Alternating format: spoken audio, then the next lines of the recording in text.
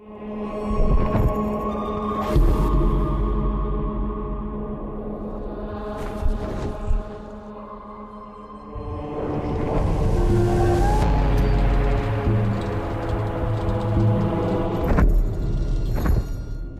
Inferno, there's just nowhere to just hang out. You know, I'm just going to go to the jacuzzi area. Anger is all about just intense violence and rage. Everything in the world is against you. Cutting limbs off, heads are coming off. Boom, boom, boom. Anger is definitely a level that Dante can sort of unleash his fury in.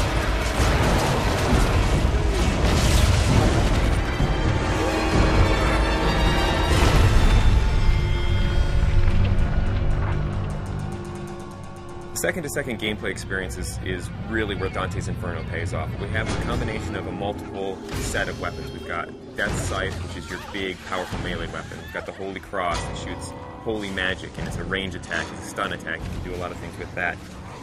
In addition to that, we have magic. You'll have magic powers that are on the righteous side and the unholy side. If you're in trouble and you want to like get out of the way or jump in the air or roll over there, whip out the scythe, blast with the cross, all those things just kind of lead into each other. And you don't kind of have to stop, start up something else. The main thing is you have a big-ass scythe in your hand. We had like a sword at first. It wasn't feeling right. It just felt small, puny. The scythe's the thing here. That's always the other character in there. The scythe that Dante uses is actually Death's Scythe. It's dark, it's evil, it's punishing, it's sharp. There's actually a lot of different modes you could go in. It could kind of have this sort of straight spear-like mode. Also has what we call sort of the collapse mode, where it's more like a scythe that's just on his wrist. At the beginning, we're all trying to find different things. We actually bought a scythe, you know, farmers, monthly or whatever. So we bought this scythe. As soon as we got the scythe, it's got the little handles like, no, this ain't gonna work. Sometimes you'll come into work and like you'll go to the kitchen and get coffee and there's just like some guy over there like with a broomstick and he's looking at himself in the mirror like doing this or going. So not only punishing everyone with that scythe, the other part of the combat is you've got the cross as well. The cross primarily is about stunning, pushing back, holding off enemies to buy yourself time. You know, it never really touches anyone physically. It's more about the power that emanates from it. It's a little bit more about crowd control.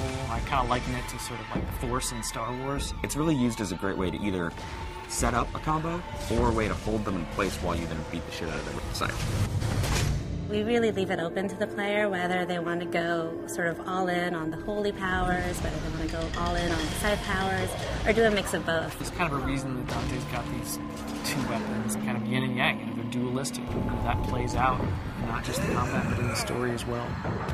That's the whole personality of Dante's Inferno. The most important thing to us was making sure that the combat felt awesome. One of the big things that we wanted to do in Dante's Inferno was really have the game run at 60 frames per second. 60 feels free, it feels fluid. 30 feels like you're drunk. I mean, we did some tests, you know, where we took 30 and we took 60. You can totally tell the difference. As soon as you go to 60, you just see the flow, you see the trails, the scythes leaving behind, it's just the smoothness. It's a visual and a tactile thing. It's how it feels, but 60 frames per second, it's pretty good. Especially with all the great effects we got going on in the game now. Sassy. By the time you get to anger, you're kicking some ass, but don't get too comfortable, because pretty soon the shit's really going to go down. Going into anger, which is really combat focused, and you're really going to test your skills in that arena. Then you're going to go into heresy, which I think will make you think about certain things that you may not normally think about in a video game. Dante starts to go wild.